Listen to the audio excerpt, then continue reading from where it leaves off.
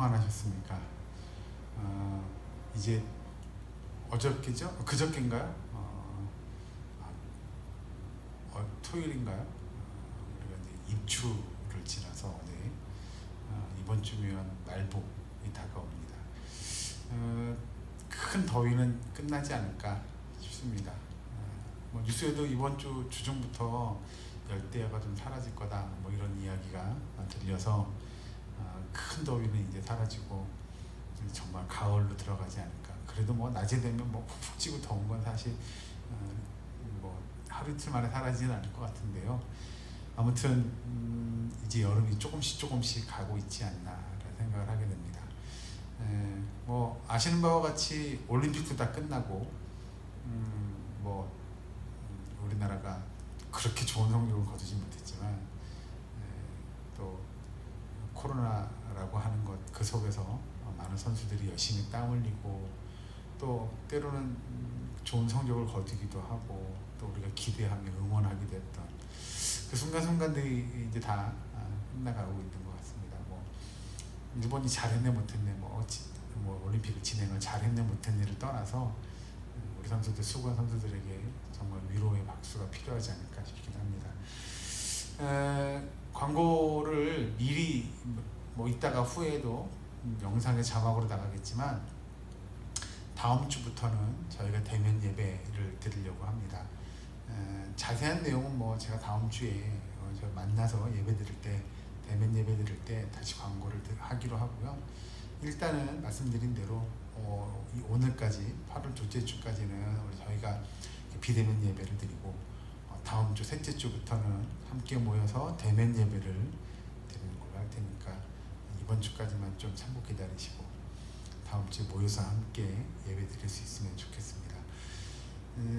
다른 예배, 사실 현재까지도 뭐 1000명이 넘고 계속 많은 수의 사람들이 지금 감염이 돼서 어렵긴 하지만 그래도 정부에서 교회가 예배 드리는 것 가지고는 감염이 되지 않는데 모여서 소그룹 모임을 한다거나 기도회를 한다든가 뭐 수련회를 한다든가 식사교제나 뭐 이런 것들을 하는 것들에서 전파가 된다고 보고 있는 것 같습니다. 그래서 예배 드리는 인원은 우리 교회 같은 경우는 사실 그 인원에 크게 구애를 받지는 않지만 큰 교회나 작은 교회나 좀 이렇게 숫자에 차등을 둬서 대면 예배를 드릴 수 있게끔 뉴스를 다 보셔서 아시겠지만 다음 주부터는 아무튼 그렇게 모여서 저희가 대면 예배 드리는 걸로 진행하도록 하겠습니다.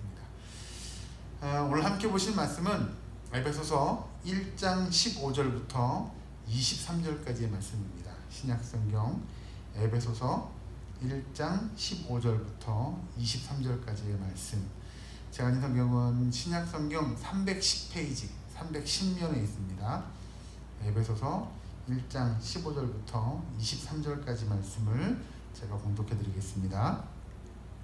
이로 말미암아 주 예수 안에서 너희 믿음과 모든 성도를 향한 사랑을 나도 듣고 내가 기도할 때에 기억하며 너희로 말미암아 감사하기를 그치지 아니하고 우리 주 예수 그리스도의 하나님 영광의 아버지께서 지혜와 계시의 영을 너희에게 주사 하나님을 알게 하시고 너희 마음의 눈을 밝히사 그의 부르심의 소망이 무엇이며 성도 안에서 그 기업의 영광의 풍성함이 무엇이며 그의 힘의 위력으로 역사하심을 따라 믿는 우리에게 베푸신 능력의 지극히 크심이 어떠한 것을 너희로 알게 하시기를 구하노라.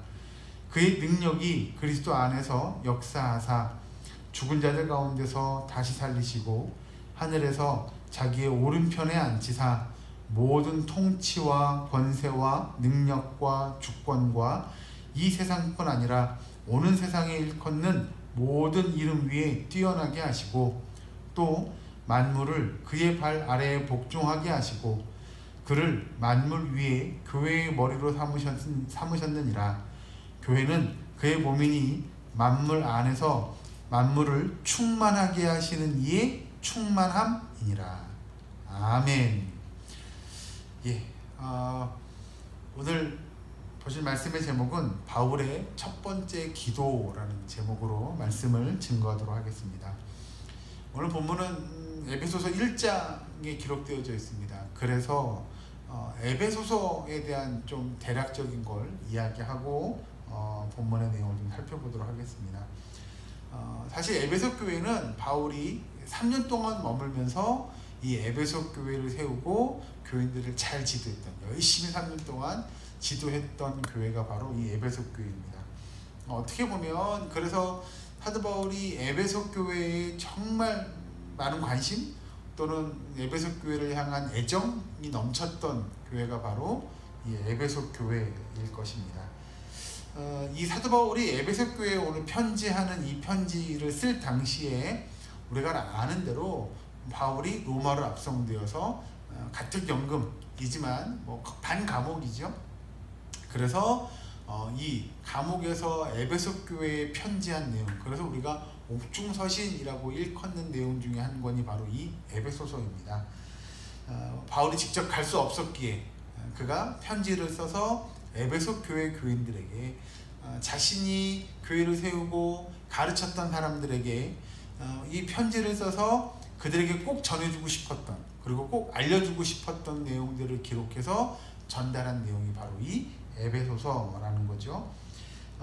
이 사도 바울이 특별히 그 옥중에 갇혀 있으면서 굳이 에베소 교인들에게 편지를 쓴 이유가 분명히 있었을 겁니다. 특별히 에베소 교회 교인들에게 편지를 써야 했던 이유가 오늘 그 내용이 본문에 포함되어져 있는데요. 바울이 에베소 교회를 이렇게 걱정하며 편지를 쓸 수밖에 없었던 이유 중에 한 가지는 뭐냐면, 그 당시에 이 소아시아, 이 아시아권에 있는 교회들이 사실은 어려운 상황이라고 보기는 좀 뭐하지만 바울이 보기에 어려워질 수 있는 환경을 가지고 있는 교회들이 바로 이 소아시아에 있던 이런 교회들이었다는 거죠. 그 중에 하나가 이 에베소 교회인데, 어떤 거냐, 아시아에 있는 소아시아, 이 그 고대 근동 중에 아시아 쪽에 있는 에베소 지방에 있는 이런 교회들은 말 그대로 유대인들과 이방인들이라고 일컬어졌던 사람들, 그러니까 이제 초대교회에 이제 들어온 사람들이죠. 그러니까 정통 유대인들이 아닌 사람들이 함께 어울려서 친한 공동체를 이뤘던 교회 중에 하나가 바로 이 에베소 교회입니다. 그러니까 유대인과 비유대인으로 일컬어지는 이 초대교회 교인들 사이에 자칫 잘못하면 이 둘이 나눠지거나 이 둘 사이가 분란이나 다툼이 일어날 수 있는 여지를 충분히 가지고 있는 교회가 바로 이 에베소 교회였다는 거죠. 쉽게 표현하면 이 분열의 위험성을 갖고 있던 교회가 바로 이 에베소 교회여서 사도 바울이 아주 각별히 관심을 가지고 또 이 에베소 교회를 위해서 기도할 수밖에 없었던 이유 중에 한 가지가 그 이유라는 겁니다. 그래서 사도 바울이 에베소 교회에 편지하면서 본인이 깨달은 아주 크고 놀라운 비밀을 알게 되죠. 그래서 이걸 지금 내가 이 감옥에 있지만, 옥중에 갇혀 있긴 하지만 에베소 교회 교인들에게 이 내용을 필히 꼭 알려줘야겠다, 그리고 그들이 이 내용을 꼭 알아야겠다 싶은 내용을 지금 적어서 보내는 거죠. 나중에 밑에 가서 또다시 이야기하겠지만 사도 바울이 지금 이 옥중서신을 적고 있는 이 에베소서의 독자들, 즉 여러분 내 글을 좀 읽어주세요 라고 하는 이 독자들은 어떤 사람들이냐면 말 그대로 초신자가 아닙니다. 이제 교회 들어온 지 얼마 되지 않아서 신앙생활도 뭔지 모르고 또 믿음이 뭔지도 모르고 하나님이 누군지도 모르고 뭐 예수님이 누군지도 모르고 내가 구원이 뭔지도 모르고 그런 봉사와 섬김, 나눔 뭐 이런 것들이 전혀 모르는 말 그대로 초신자들에게 지금 이 에베소서, 이 사도 바울이 옥중서신을 쓰는 게 아니고 신앙생활을 잘하고 있는, 복음을 이미 익히 들어서 잘 알고 있고 신앙생활을 아주 잘하고 있다고 사도 바울에게 들린, 야, 에베소 교회 교인들이 그렇게 신앙생활을 잘하고 있대요. 봉사도 잘하고 섬김도 잘하고 열심히 하나님의 나라를 위해 저들이 애쓰고 있대요. 그리고 교회가 정말 잘 아름답게 성장하고 있대요 라고 하는 소문을 들을 정도의 교회가 바로 이 에베소 교회인데, 그 교회에 사도 바울이 편지하는 거예요. 그런 교회 너무 좋아요. 에베소 교회가 그렇게 잘 되고 있어요. 그렇게 은혜가 넘쳐요. 성도들이 열심히 봉사하고 섬겨요. 좋아요. 라고 생각되어지는 그 상황 속에서 사도 바울이 지금 편지하며 에베소 교회에 쓰고 있다는 거죠. 그러니 이 글을 읽고 있는 독자들은 이미 어느 정도 신앙생활을 하고 있던 사람들이었다는 거죠. 이걸 염두에 두고 사실 오늘 본문을 쭉 보면 좋은데 이 이야기는 나중에 이따가 다시 한번 할 겁니다. 자, 사도 바울이 사실 이 에베소서를 통틀어서 이야기하고자 했던 것 가운데 하나가 뭐냐면 이 분열의 위험성을 갖고 있는, 그러니까 정통 유대인과 이제 교회에 들어온 이방인이라고 일컬어졌던 비유대인들 사이에 자칫 잘못하면 어그러질 수 있고 분열될 수 있는 이 에베소 교회가 사실은 모든 성도들, 뭐 유대인이든 유대인이 아니든, 요즘으로의 구분으로 하면 흑인이든 백인이든 황인이든 또는 남녀노소 누구든 어떤 인종이나 아니면 지역이나 학벌이나 뭐 출신이나 뭐 이런 것들을 다 떠나서 결국 모든 사람은, 모든 성도는 다 하나님의 백성, 하나님의 자녀, 그리고 그 모든 성도들을 일컬어서 우리가 한 단어로 표현할 때 뭐라고 표현하냐? 교회라는 단어로 표현한다는 거죠.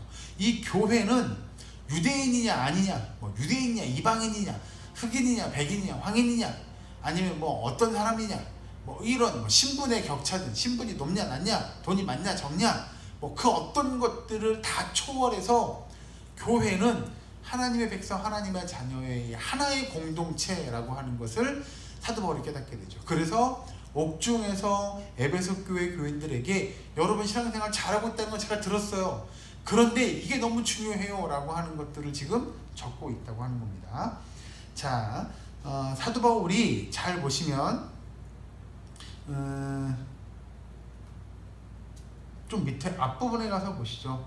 사도 바울이 3절 1장 3절 보면 찬송하리로다 하나님 곧 우리 주 예수 그리스도의 아버지께서 그리스도 안에서 하늘에 속한 모든 신령한 복을 우리에게 주시되 곧 창세전에 그리스도 안에서 우리를 택하사 우리로 사랑 안에서 그 앞에 거룩하고 흠이 없게 하시려고 그 기쁘신 뜻대로 우리를 예정하사 예수 그리스도로 말미암아 자기의 아들들이 되게 하셨으니 이는 그가 사랑하시는 자 안에서 우리에게 거저주시는 바 그의 은혜의 영광을 찬송하게 하려는 것이라. 이렇게 사도 바울이 하나님께서 모든 성도들에게 주시는 그 신령한 복, 이 성도는 교회 공동체 안에 구성을 이루는 유대인이나 비유대인이나 모든 성도들에게 주는 신령한 복을 준다라는 거죠. 이 복을 누리는 자들, 자 그래서 밑에서 오늘 본문의 15절에 이로 말미암아 주 예수 안에서 너희 믿음과 모든 성도를 향한 사랑을 나도 듣고 내가 기도할 때에 기억하며 너희로 말미암아 감사하기를 그치지 아니하고, 이렇게 이야기해요. 그러니까 15절 다시 보시면 너희 믿음과 모든 성도를 향한 사랑을 나도 들었다라고 이야기해요. 그러니 에베소 교회 교인들의 믿음이 정말 믿음 안에서 잘 자라나고 그 믿음이 하나님 보시기에 기뻐할 만한 좋은 훌륭한 믿음들을 가지고 그들이 신앙생활을 하고 있다는 소식을 지금 로마의 감옥에 갇혀있는, 같은 연금에 로마의 감옥에 갇혀있는 그가 야 내가 이런 소식을 전해 들었어. 그런데 여러분들이 너무 신앙생활 잘하고 있다고, 여러분들이 정말 하나님 보시기에 기뻐할 만한 그런 믿음의 모습들을 나타내고 있다고 하는 소식을 들었다고 이야기하는 거죠. 자, 사실은 사도 바울의 이 본문을 잘 보면 그래 내가 그냥 여러분들의 소식을 들었어요 해서 끝나는 것이 아니라 그들과의 영적인 친밀한 교제를 나누는 거죠. 즉 내가 그런 소식을 들었지만 16절에 내가 기도할 때에 기억하며 너희로 말미암아 감사하기를 그치지 아니했다 라고 고백해요.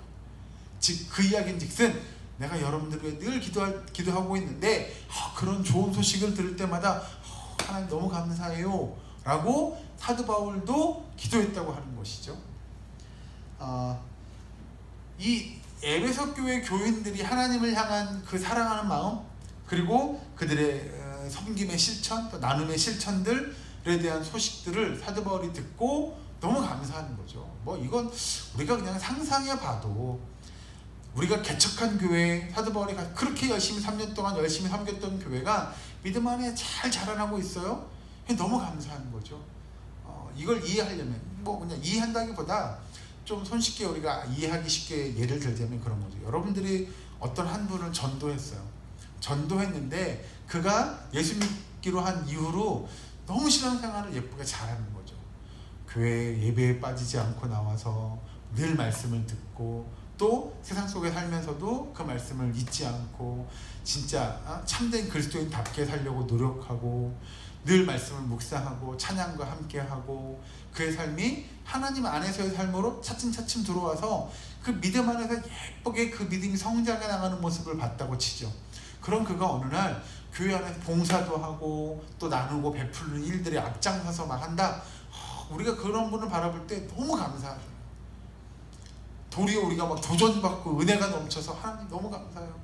제가 저분을 전도했더니 저분이 저렇게 믿음이 잘 자라나고 있어요 라고 한다면 그것만큼 기쁜 일이 없을 거예요. 물론 보는 우리도 기쁘겠지만 하나님도 얼마나 기쁘시겠어요. 야, 뭐 홍길동이가 교회 나오더니 신앙생활을 시작하고 예수를 믿는다고 고백하더니 그의 믿음이 너무 예쁘게 자라. 그걸 보는 하나님의 마음이 얼마나 기쁘시겠어요. 뭐 이건 말 하나만 하죠. 그러니까 사도 바울이 에베소에 있는 이 교회 교인들을 바라보며 너무 기쁘고 감사했을 거예요. 그래서 기도할 때마다 내가 여러분들을 위해서 빼놓지 않고 기도하고 있어요. 늘 감사해하고 있어요 라고 고백하고 있는 거죠. 그러면서 17절 보시면 우리 주 예수 그리스도의 하나님 영광의 아버지께서 지혜와 계시의 영을 너에게 주사 하나님을 알게 하시고, 이 부분이 사실 좀 중요한데 성도는 특히 교회라고 하는 건 예수 그리스도가 교회의 머리 되신다고 고백하잖아요.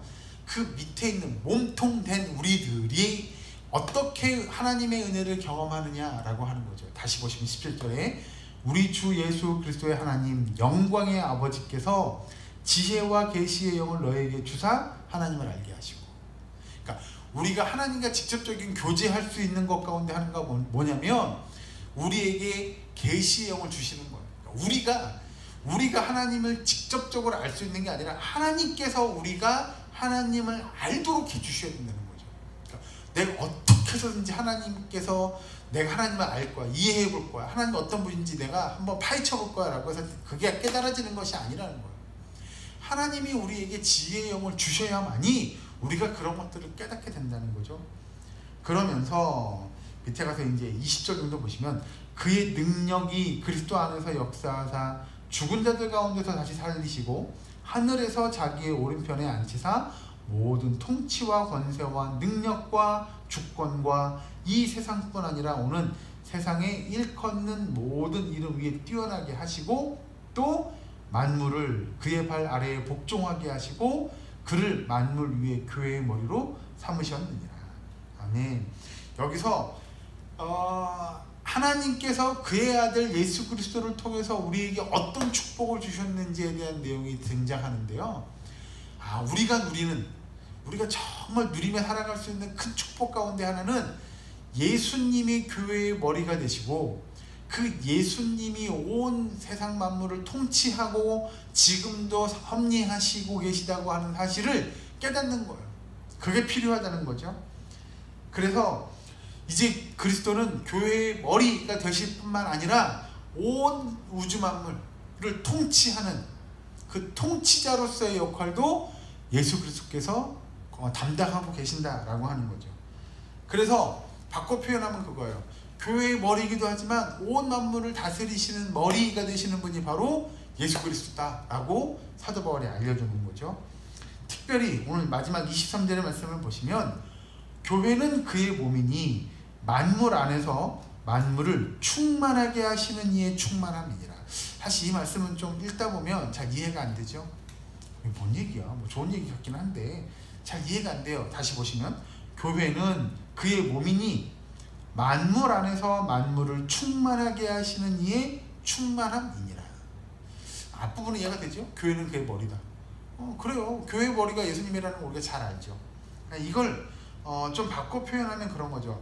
교회는 그리스도를 머리로 하는 몸이에요. 몸.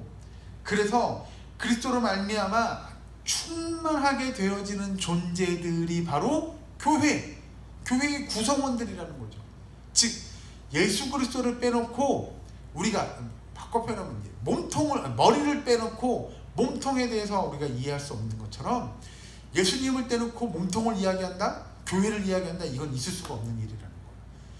예수님이 계셔야, 머리로 계셔야 되는데 그 예수님으로 말미암아 우리 몸통인 교회는 충만함의 은혜의 역사를 경험할 수 있게 된다는 이야기예요.